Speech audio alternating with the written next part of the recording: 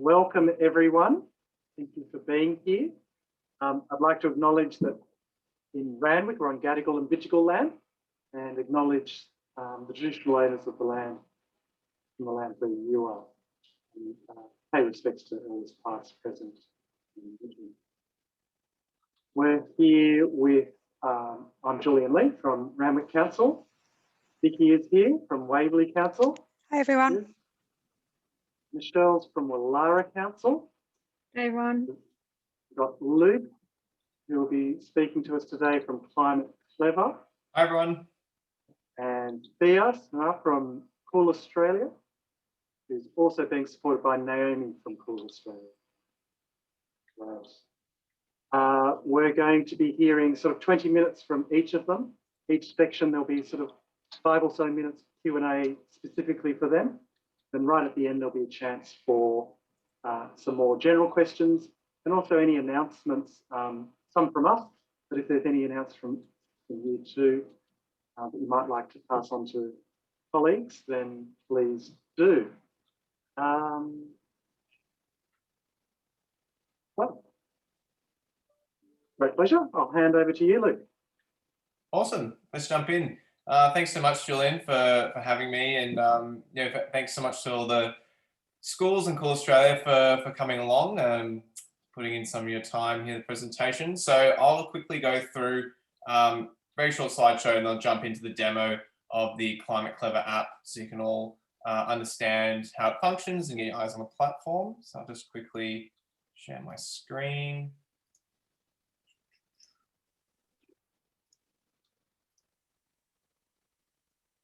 Awesome. Can everyone see that there? Fantastic. So welcome to the ClimateClever demo. So as Julian said, my name is Luke. I'm the Programs and Outreach Coordinator here at ClimateClever. ClimateClever, I work with all the existing schools and chatting with new schools to join the program, as well as working on our teacher resource documents and any additional supportive information.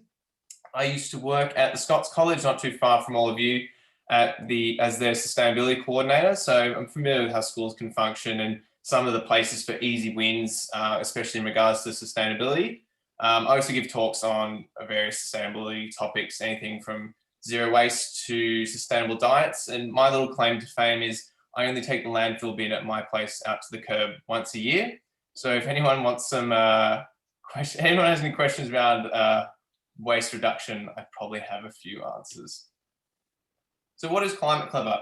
ClimateClever is a web-based app designed to help schools reduce their carbon footprint and save money on their utility bills. So by web-based app, what I mean is you can go through any browser, such as Chrome or Safari, to log into the app. It's not actually an app in the traditional sense that you would download onto a smart device, but you can access it through any smart device. So there's tons of research behind ClimateClever. It's on the About Us page of the website if you do want to have a look. Portia O'Dell is a PhD student working with us on some further research at the moment too. So back in the day, we had a pilot program in WA, which encompassed 15 schools. And we used that data to basically build the app into what it is today. So we identified over 600 actions that can be completed in schools to reduce your carbon footprint. 70% of them being no cost, which is fantastic. It's also still the case today with the app. So that's where we always encourage schools to get started. And it's roughly a saving of $16 per student per year. So we've priced our program accordingly to that. So you can easily make back, as long as you're doing a few actions in the app, the initial cost of the subscription and then some on top. And thanks to obviously the partnerships with the councils here today, it's even more affordable. We also have a home version of the app, which we launched last year. Normally, this is $30 a year. If you're in a council area, you also get a discount, but all schools who join the program get 100 free home app subscriptions. And so this is something that schools have been asking for a while. It basically means we can extend what we're learning with the school app into the home. It makes it accessible for project-based learning, assignments, homework, all that kind of thing. And you can also give them out to staff and members of the broader school community as well. For those of you that saw Fight for Planet A last year, you would have seen our CEO, Dr. Vanessa Rowland, in episodes 2 and 3, chatting with Craig about the impact the app can have in schools, and also, again, this idea of using schools as a hub to extend this message of sustainability and broader climate action. So the school that worked with us in the program, Oatlands, just out in New South Wales, they saved $5,000 in the first 4 months using the program, which was an amazing result. And they didn't spend any money on this pretty much at all. It's not like they went and got solar panels, something like that. You know, they would have spent a few dollars here and there on signage and that kind of thing, but it was predominantly all no cost actions, which got them those savings. And a big part of that is what we call the holiday switch off campaign. So this is where we run webinars before every school holiday period to really encourage schools to get everything turned off before the holiday period, not just the big Christmas holidays, but in between terms as well, because there's a lot of big savings to be made when not everyone's on campus. Quarterly meetups, we run these week 5 of every term, so the next one's actually tomorrow. We always have a guest speaker, and it's a great chance for all the schools to come together and give a little update on how they're going. We're always trying to really push that community feel. The big thing that I love about ClimateClever is, you know, it's about getting that learning into the classroom and fostering that sense of community. And it's great to hear some of the cool actions schools are doing as well. So the key points, obviously some big savings to be made, both financially and in terms of emissions. The great thing I think about our program is you don't have to reinvent the wheel. This is something that if you've got sustainable actions happening at the school already, you can log those in the app, you can log new actions, and it slots right into the curriculum with various subjects. And we're with you every step of the way. So we don't leave schools to their own devices with the app. We're always there via the support chat, via the phone to help you guys out. And of course the pricing. So that's in our school brochure, and it's all half price because of the council partnerships, which is fantastic. So I'll just jump into the demo now. Julian, please let me know how I'm going for time if I'm going over. I think we should be good for now. So I'll quickly go over the app and each section, just so you get an idea of how it functions. So this is the ClimateClever app, the dashboard when you first come in. We have this section here called the My ClimateClever Journey. This basically acts as your tutorial, complete steps 1 through to 5. And once you've done that, you basically will know your way around the app. It gets you to set up your initial settings, accounts, that kind of thing. So if you scroll down here, we have a breakdown of the app. So, and all the data that you've entered so far. So this is our school demo account. So it doesn't have all the utility streams, just the ones we've entered so far. So you've got your carbon footprint, any abatements that you might have. So that would be solar, green power, any carbon neutral paper, any flights that have been offset as well. You can also click across to your costs. You can see your average weekly spend, where you've saved the most as well. Again, that information is also represented in the donut here, as well as your usage for last year versus this year. We've also got a couple of cool features on the way, such as a unidentified leaderboard. So that basically tell you your school rank, some healthy competition. And we just released this little update for the dashboard as well for audit. So this basically gives you a nice summary of all the things you've audited in the school so far. So I'll quickly go through each of these sections so you get an idea of how it all works. Measure is where you enter all your data. So you've got all your main utilities along the top here, as well as vehicle, air travel, and paper. Paper probably being the most relevant for schools out of those. Every bill that you enter, you get a nice, neat little card like one of these here. Entering a bill is super easy. Just click Add Bill.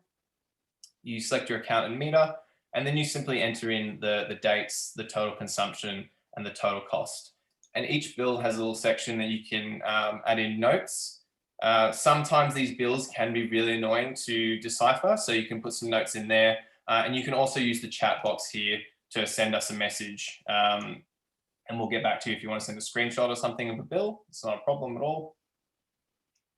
And that's pretty much the same for all of these sections. You just go through, add a bill, and just follow the prompts. It's very, very easy to do. Audit section, this is basically where you can log all your buildings and all your rooms. So for example here, block A, these are all the types of rooms that you can log. If we go into one of the classrooms, We can see that a couple of items have been logged here already, some tube lighting, heaters, etc. And this is all from our community library. So you can basically click through and audit any of the items in the school from the ones that are here. And this is something we just suggest that you do, chip away at. You don't have to do it straight away. The main place that we want you to spend time in is the action module. So in this section, this is where you get a nice overview of the actions. You've got these 8 cards down the bottom where you can enter actions. So for example, we go through to electricity. You've got all the cards here for overdue actions as well as upcoming actions. Go to create an action. You get this filter breakdown. Suggests where you start with a no cost. App goes through and pulls out all the actions that are no cost. So if we want to go into electricity, we then have all these cards that we've uploaded or other schools have uploaded to the community library. It tells you how many people are currently doing certain actions. So for example, we're going to set appropriate temperatures for air conditioning, get a pre-uploaded description. You can change that. And then you just plug in the date and then you can assign it to a user. So I just plug that in there. Really important to select a user. They will get notified in the app that they need to complete it. Final area is track. You can look at all the information you've entered on a monthly and yearly basis. You can look up to 3 years at once with the monthly view. You can look across all your utilities, consumption, costs and carbon, as well as looking on a per student basis as well. So if you want to see how much it's costing per student, and as well as the consumption. And then final little area is the resources. So we have a welcome kit that all schools get. We provide a climate policy template. Anything from the holiday switch off goes in here. And then we have all the primary and secondary resources which are mapped to the Australian curriculum. They have a bunch of subject areas that they cover. And they also have accompanying documents as well, such as audit plans, action plans, and that kind of thing too. So that is pretty much the app demo in record time. Hopefully you guys have some questions you want to ask. Throw them in the chat as well if you want to.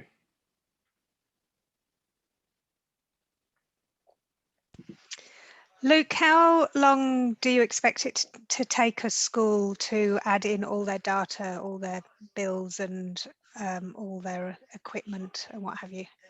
Yeah, great question. So it really comes down to the school. So when a school joins up, I go through an onboarding session with them and we can work out the best strategy to implement the app. So if schools want to start with electricity, for example, it'd be about getting access to those electricity bills, going through them with your green group, hopefully. So it does depend on the setup you've got at the school and how long it might take.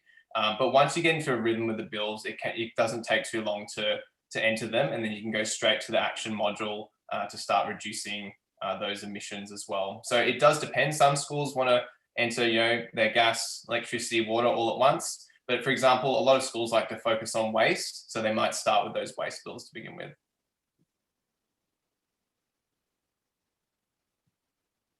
Luke, one of the things that I know, one of the schools was, going through and doing the audit is the vast array of lights, not necessarily knowing what the difference between the different lights were. Yeah, great question. So generally speaking, most schools do have tube lighting. I know that there's a lot of different tube lighting. So the best thing to do there is to go to your facilities management or facilities manager. They should know which types of lights you have. And hopefully, generally speaking, it is pretty uniform across the school. You might have some differences between the outdoor lights and the indoor lights. Again, but they should be able to coach you through those different types of lights. So it should be pretty standard. Luke, you've mentioned a couple of people who might need to get involved in the project. Can you maybe just talk about some of the other key people who are likely to hold the information? And I know every school is different, but still you've probably got a bit of a sense of who are the people that you're going to need to talk to access everything that's needed. Yeah, definitely. So this kind of comes back to putting together your ClimateClever committee. So often this will be a faction of an existing sustainability group or sustainability board. So someone who obviously needs to be involved is the business manager, even if it's just providing the bills. We'll recommend at least 2 core teachers. You don't want one teacher having to harbour the whole program alone. If there's anyone in the P&C community who does want to get involved, we always suggest to schools to extend that invitation. It can be great for data entry, for fundraising, and there's often some really cool members of the community who have some sustainability background. And then obviously a core group of students as well to really drive it forward. If there's other staff members who are part of the school who want to be involved, such as grounds manager or anyone else who has a little bit more know-how on all how everything's kind of set up at the school, then definitely get them involved in your committee. But from that stage, once you've got that, you get the bills and then you can start entering them. So that's kind of, I guess, a broader answer to who should be kind of involved in the program in different capacities. Thank you. Then we've got a question in the chat. What's been some feedback from the students regarding the ClimateClever program? I bet they love it. Yeah, no, it's great. So with our meetups, we always encourage students to come along where possible. So we've got a pretty even split in terms of the schools that are with us. So we have almost 100 schools now. It's pretty even in terms of primary schools and senior schools.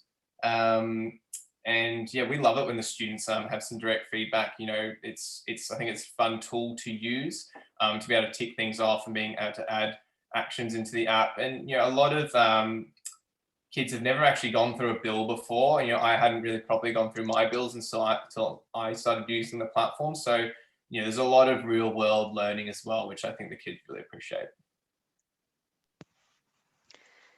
Luke, I think you said you'd identified something like 700 actions. How does a school go about identifying where to start? How do you do an action plan and know the best place to start? Great question. So with the filter breakdown in the app, definitely start with the no cost actions. Obviously within that, there's still quite a few as well.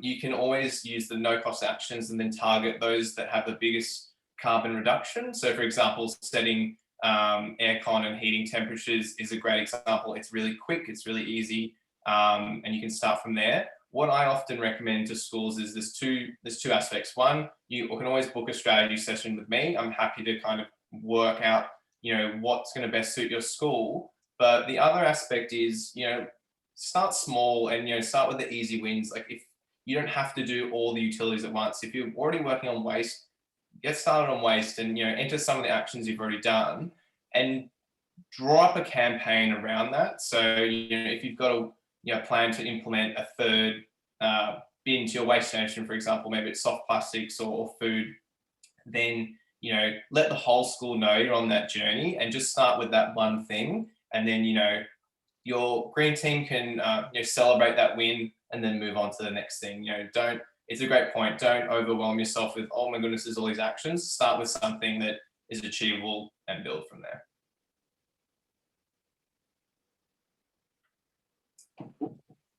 Thea's put a question in the chat. Yeah, so what are some cool things that schools have done, the cost savings from reducing their footprint? Oh, great question. So off the top of my head, a couple of schools have, they've put the money back into a waste station is actually one that a couple of schools have done. So they've been able to put more bins in, which is great. I'm always encouraging, zero waste parties because it's like a great way to celebrate all the things that you've done already. Setting up the return and earn bins in the school is another ongoing easy win as well.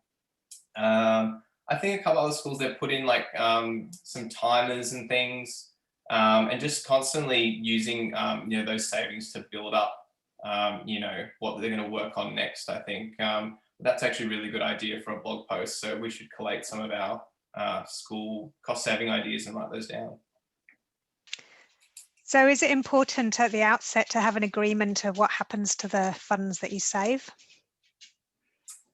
Yeah, I think so. It's definitely a good conversation to have, especially with the business managers, what's going to happen to those savings and where they're going to go. I think it's important to discuss, okay, so if the sustainability committee is bringing about those savings, what portion can be distributed to actually continuing that journey. So that's definitely something that I'd recommend, I can go through in that strategy session, or, with your green team, really discuss, what are the targets? Do we want to, reduce our energy consumption by 10% in the first year? And if we can, hey, amazing, what's going to happen with those savings as well?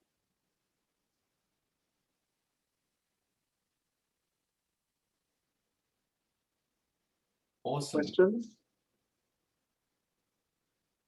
I'll put my details in the chat, guys, as well. If you have any other questions that come up after this, send me an email, send me a text, give me a call. Happy to go through any aspects you like, and you can book in a further demo with me too, if you like.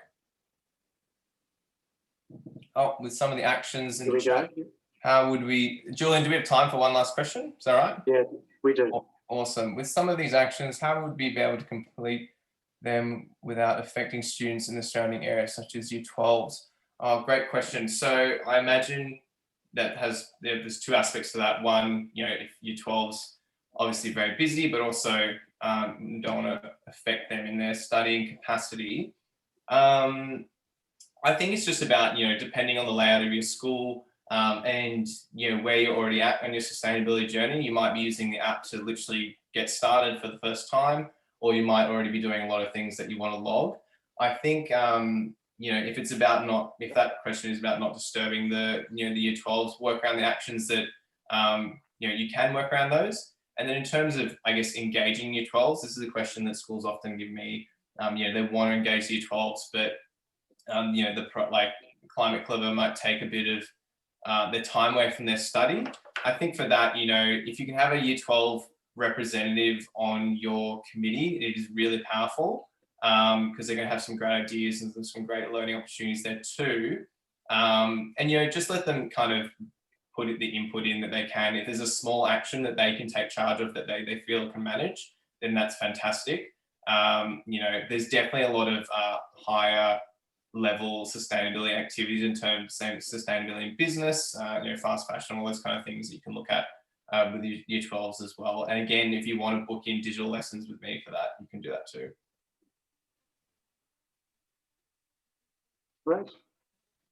Well, thank you, Luke. No worries, thank you. Possibly be a chance for some more questions at the very end as well. Fantastic. Yeah, thank you. What we'll do is hand over to Thea now, who's the General Manager at Call Australia. Thanks, Julian.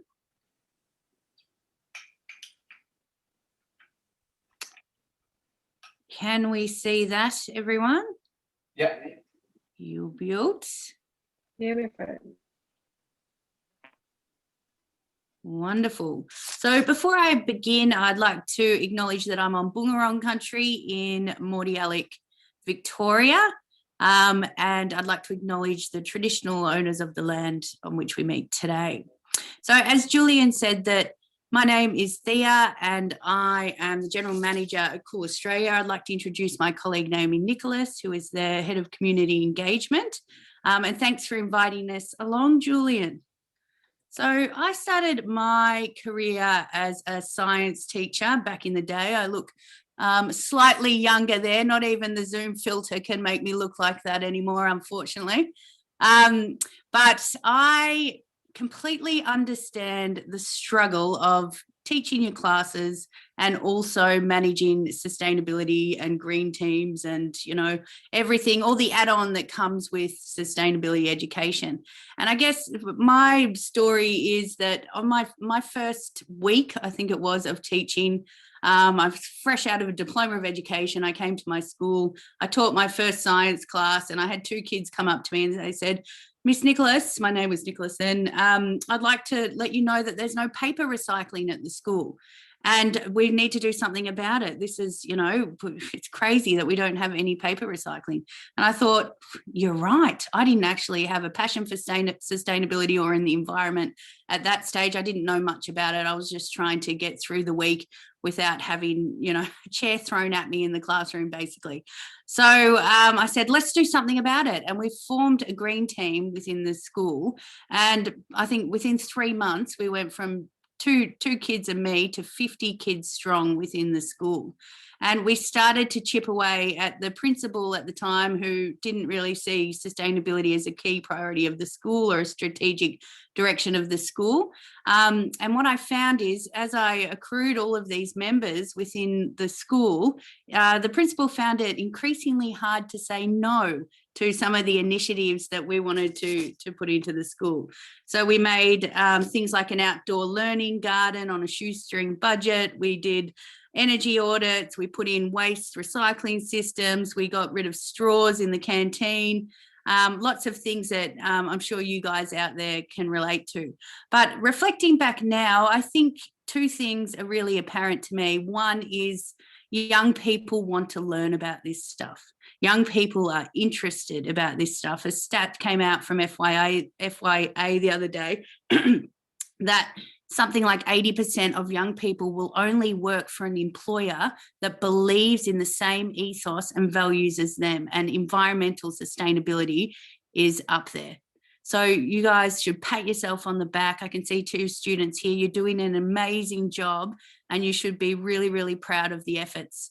The other thing that I learned as part of my role as sustainability coordinator is that education for sustainability can be woven in everything we do. It doesn't need to be an add-on.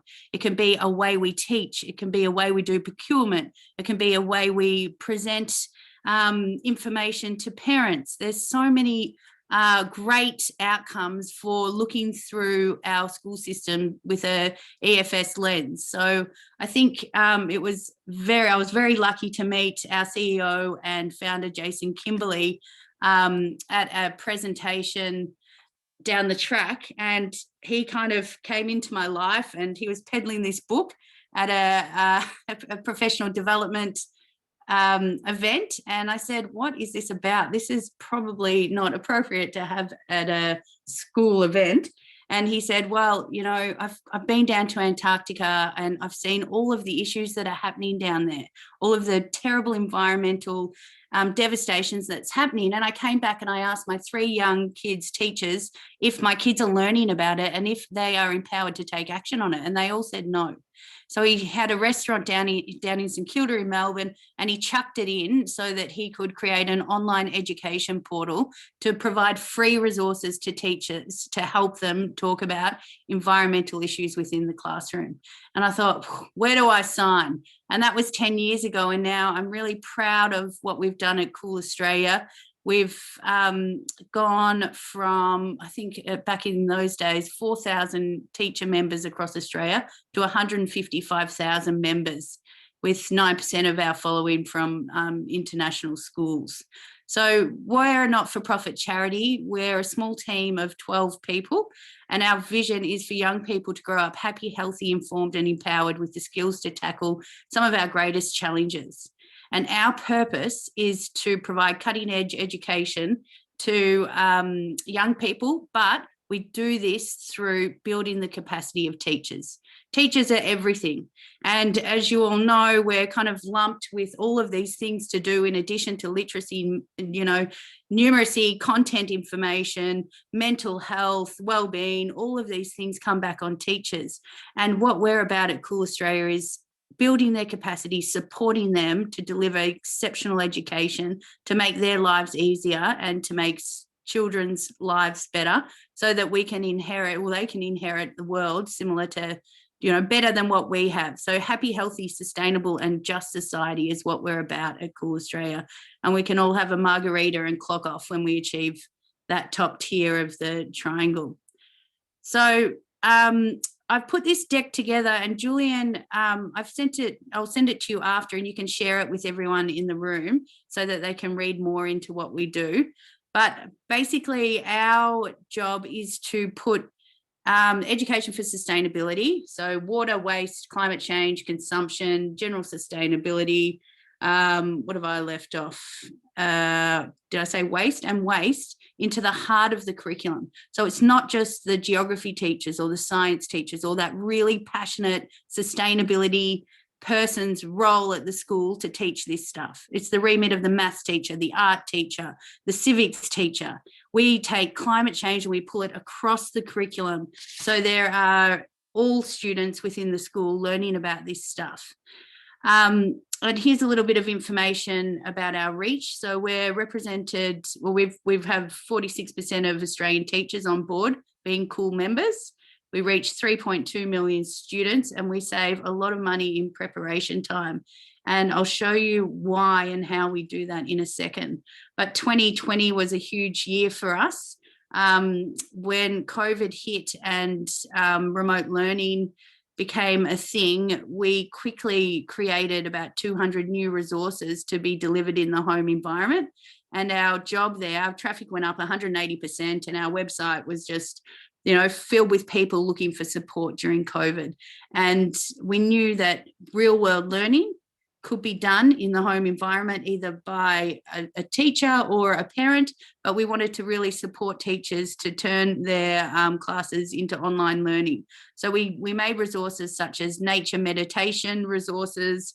We partnered with The Conversation. I'm not sure if some of you have read The Conversation, but we turned some of their great bushfire articles and some COVID articles into self-directed learning pieces. We looked at doing real world maths with parents, bringing parents into the education space so they could, you know, add on to what the teachers are already doing. And our resources, yeah, they flew. The downloads just went gangbusters on our website. I guess, you know, Luke was talking about real world learning, and this is real world learning. What we're talking about when we're bringing climate change or energy into the classroom is giving skills-based education context. And when students are doing audits or they're looking at bills or whatever they're doing, it's not only building the numeracy skills that we want them to have, it's building independence, it's building 21st century learning, it's building real world understanding, and it's connecting them to something greater than themselves. And the benefits of that is huge. So we've rigorously tested and evaluated our pedagogical approach at Cool Australia, which is action-based learning. So when I was talking about climate change in a maths classroom, they're doing data, they're doing percentages, they're doing all the stuff that is mandated by the Australian curriculum, but all of our lessons are punctuated with student action. So once you finish that classroom, what are you going to do about it? How are you going to work alongside adults to make change in your local community or on a global level? And that's where we're bringing in the 21st century skills and enterprise skills into our educational model. So the benefits of our program is that 98% have increased knowledge and awareness around real world issues. So not just environmental issues, social issues, economic issues. 97% have changed their attitude and outlook, and 96% have improved their critical thinking skills. And most importantly for us, 93% have increased their preparedness to take action.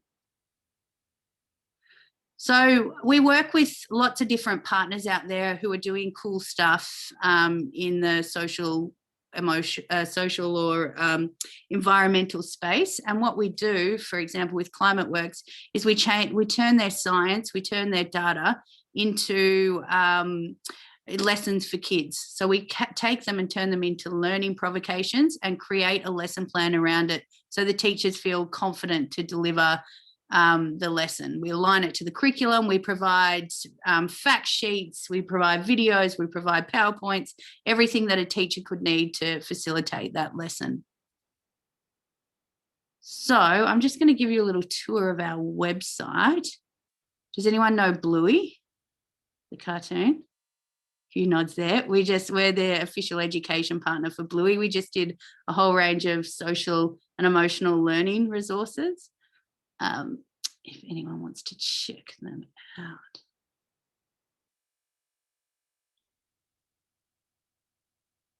So like I said, I'll send this deck to Julian and he can share it with you. It's got a whole range of links in it. So if you want to look up specific resources, you can click on the links and find them there. So our website is free to use. So we have a small cost for our online professional development resources, and most of that cost is to allow us to accredit, especially in New South Wales and ACT, the courses to count towards your mandatory PD hours. But all of our resources, which we're up to, if I can move everyone's heads, which I cannot, 1,778 individual resources, and we're producing probably about 200 new resources per quarter at Cool Australia, depending on our partners. And what you can do is come to our website. It'll say register here, or you can peruse some of the lessons and then register. And it takes probably about 2 minutes to sign up, and then you've got access to all of this content. So Julian asked me to showcase some energy and climate change resources. And I wanted to start off by showing our digital library. So our digital library is for students as well as teachers, and it's a curated collection of topical content about all of these different themes. So if you come to it, and let's have a look at the climate change one, you'll see a whole host of videos that we've selected. So we're a team of education professionals, and we've chosen them to be done by age and stage. So you can have a look at whatever year level you teach, early learning all the way up to year 11 and 12. And you can find images to use in inquiry projects, or, you know, whatever you want. We formed a partnership with, oh my gosh, why can't I remember? Tim Flannery's organisation, Climate Council, woohoo! And we showcase all of their assets in this particular library of resources. Some really great news articles, again, with our partner from The Conversations, plus some extra ones that you'll see there. So you can be rest assured that if you send your students here, or you're looking for information here, it's a safe space and it's age-appropriate content.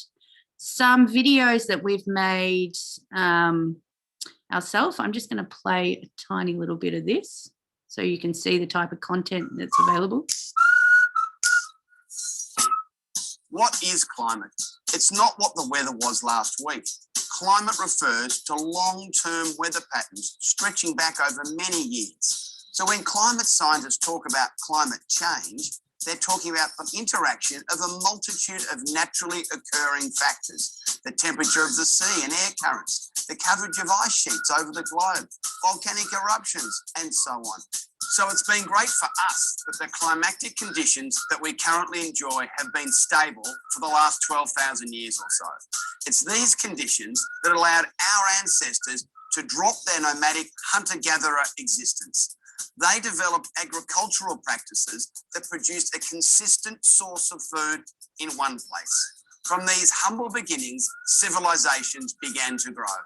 How we get around today represents many steps forward in comforts and conveniences. Much of this improved lifestyle has occurred in the last 200 years and has run off the back of burning fossil fuels, coal, oil, and gas. Climate scientists have become increasingly aware that this extra carbon dioxide is now at levels never experienced by humans before.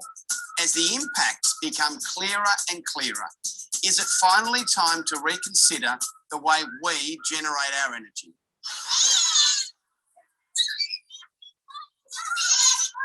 So last week, we used this experiment to explore the atmosphere of Venus, and we saw the effect of increasing the carbon dioxide, what it had on the temperature. And we're going to do that today, but thinking about Earth. Michael, how did you go about planning for this class? Well, we've been exploring solar system and the planets. Again, no filter can fix that.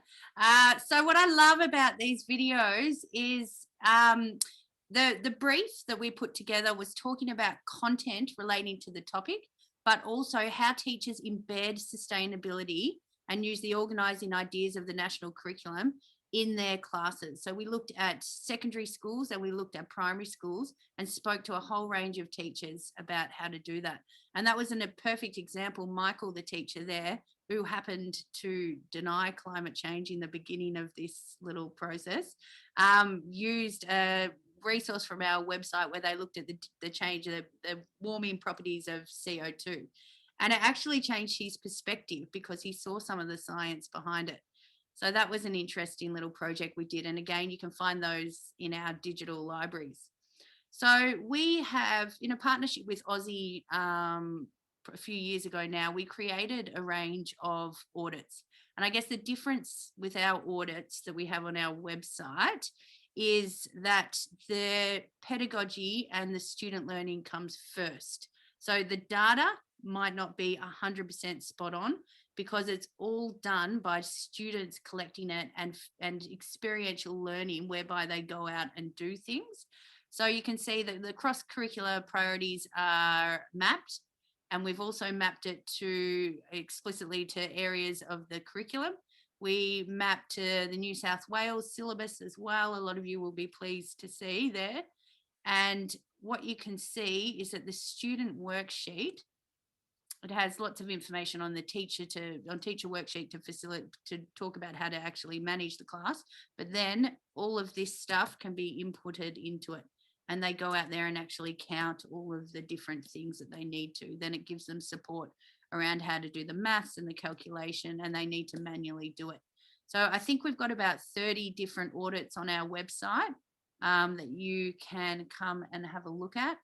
We also have lots of different climate change resources. If you use our filter function here, you can find units or individual lessons, the year level that you want to, that you're teaching currently, and choose the topic of climate change. And you can find a partner. I don't know if many of you have seen the documentary 2040. We created some maths and science lessons around carbon. We've got really awesome little vignettes in there that the filmmaker, whoops, it's got the password in it for you to have a look, that the filmmaker made from the cutting room floor, so they're not seen in the movie. Again, all of this stuff is aligned explicitly to the curriculum. You've got your learning intentions, the success criteria can be found in the teacher instructions. You've got all of the resources to support the learning, how to access the film. And we do things like some flipped classrooms as well, explicit teaching around the content around climate change and energy you can find on our website. And one other thing just quickly that I wanted to point out is, so we're not alone, we're not the single person in the school beating the sustainability drum. We can link to school events and awareness days to get all of these different teachers involved. So Earth Hour, for example, is a great one that aligns with energy and climate change. And you can share with your colleagues the collection of resources that pertain to their subject area or year level, and get them to teach lessons about whatever the thematic event is. So climate change or energy in this case, so that you've got whole school participation, and then the student action can come out of that. And again, at the end of all of our lessons, we have, what does this mean to you, student, and how can you make change, with the support materials for them to plan projects that make change. Just lastly, to finish,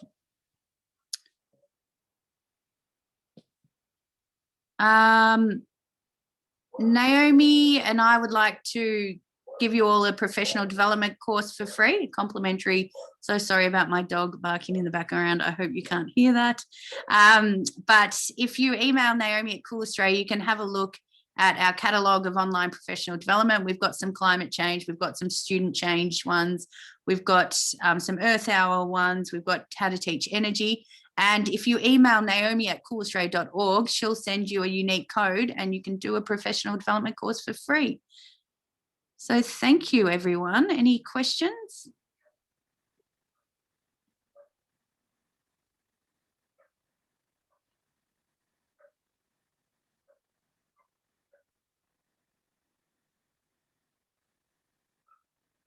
Very comprehensive there.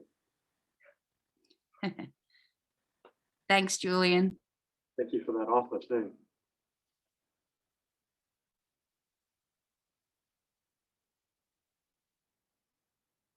Questions?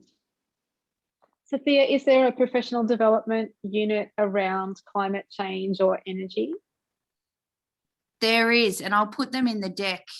We've got one on climate change that we did in partnership with WWF. And we do, Naomi, we do have a couple on energy as well, around the student action projects around energy. But I'll put them in the resource, but you can choose any that you want to do as well, Michelle. Yep, thank you. Do any of the teachers here currently use Cool Australia and their resources? Just pop it in the chat if you do. I'm just interested to know who's on board already. One really quick thing, Vicky, before I forget, that I was talking to Julian on the phone about today is we're building a new website. The biggest feedback we get, which is our biggest gripe internally, is the search functionality on our website. We never expected to grow so quickly, both in content and members, and the user experience is poor, to be honest. So this new website that we're building, we are launching, you heard it here first, we're launching in term 1 next year. We'll have recommendation engines, personal dashboards, ways to share lessons, ways to differentiate teaching, ways to create personalized learning. All of these different features we'll be adding on to the platform. But most importantly, you can find content really easily on our website.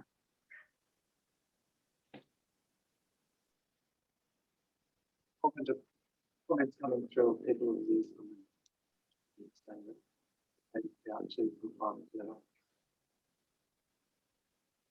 Sorry, Julian, I couldn't quite hear that.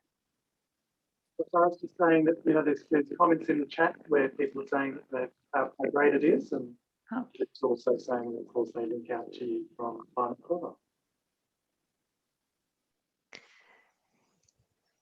Your sound's gone a bit funny there, Julian. Yeah. We can hear you. You just sound funny. So, Thea, I know that you might need to leave now. Yes, I'll leave you with Naomi for any extra questions, and I'll be off to swimming and seeing who's at the door downstairs. Thanks, everyone. Do reach out if you need anything. Much appreciated. Bye. Thanks, Thea. Are there any more questions? Naomi, I just noticed that there was some like cool.org versus coolaustralia.org. Yeah, we're kind of in the middle of Are you rebranding or something? Or yeah, the new website that Thea spoke of a moment ago is going to be on a new domain, cool.org, because we're attempting to service an international audience. And so yeah, that little logo, can't point the right way, is our new logo. But there's a redirect. If people do type in cool.org on a browser, they'll end up at coolaustralia.org.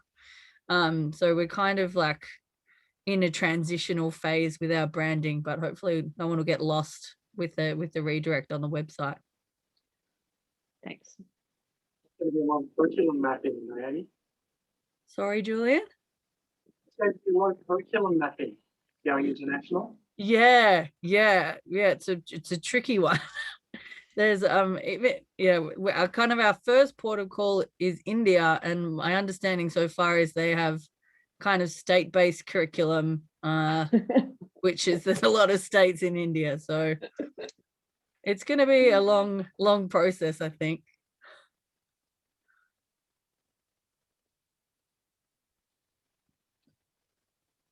Okay. If there aren't any more questions, I guess we can go on to announcements. Awesome. Thanks, Julian. So announcements from Waverley Council. We have National Tree Day coming up at the end of July, and Waverley Council schools can get in touch with me if they'd like free native seedlings to do a planting event at their school. So if you don't have my contact details already, just put your name in the chat and I'll get in touch with you. That's all from Waverley Council. Michelle? Yeah, so from Woollahra Council, you'll know that our grants have just closed and we're going through the assessment process for those grants at the moment. They will be announced toward the end of June, probably right toward the end of June by the time it goes up through council and gets all signed off. So that's happening. Stay tuned. We are a partner with ClimateClever, and I thought maybe just to put that out there for any schools and organisations in our area, which means that you get 50% discount from ClimateClever if you're wanting to sign up for subscriptions. but we are also looking at doing some sponsorships for our primary schools who are New South Wales government schools. So if you're online today and you're from a government school, please get in touch with us. And even if you're one of the private schools in our area, which are many, we are trying to get a bit of a bulk discount through ClimateClever for schools in our region. So send me an email, please, if you're interested to join up with ClimateClever and you're in Woollahra area, and we'll try to make a package with ClimateClever to sort that out in the best way for everyone, and obviously draw on Luke's expertise from having been in the local area. That's the main things. Tree Day, please do contact me if you're interested in doing any planting projects in our area, because we're likely to have a few plants available for Tree Day, but more significantly, just to try to do some little habitat patches in schools toward the end of winter. So please get in touch if you're interested in a little habitat project. Thanks. So I should have flagged as well that Waverley schools, Waverley are also in the process of partnering with ClimateClever. So Waverley schools will also get that half price discount. Do we have anybody from Ocean Lovers here? Oh, we've got. Hi. Hi. We're here. We're here. How are you? Very good, thanks. Thanks for joining us. Do you want to tell us a little bit about the art exhibition that you've got coming up? We do. Thank you so much. We'll be really brief. Two amazing presentations. We'd like to get in touch with both of you. I'm going to see if I can share a brief screen. Here we go.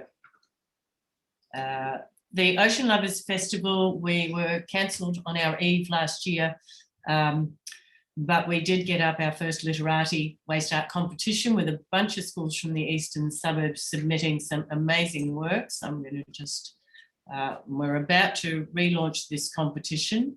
The festival is all about, we call it Science in Your Swimmers. We are trying to create a really accessible way for people to come to Bondi in November this year when we get going again, and to do free workshops, see amazing artworks, hear from scientists, and we actually even install in the icebergs pools some citizen science projects like Crayweed Forest that you can swim through. You can jump on an underwater drone as kids with the National Maritime Museum, so a lot of accessible content. But right now we're about to launch our literati competition for 2021. These are the artworks I'm just showing you from schools last year. So we had a lot of the public schools, a lot of the schools in the eastern suburbs joining. We're going out to more schools this year in the Sydney Basin, and with in partnership with the Maritime Museum. And we're also incorporating a survey this year for the children before they start and after they finish, 5 questions to try and work out what kind of attachment they have with the oceans and how they feel that they could better help the oceans or support the oceans and their understanding of it. So we're going to be asking those questions before they enter before they start their artwork and when they finish as well, to try and start to measure some of the impacts and outcomes of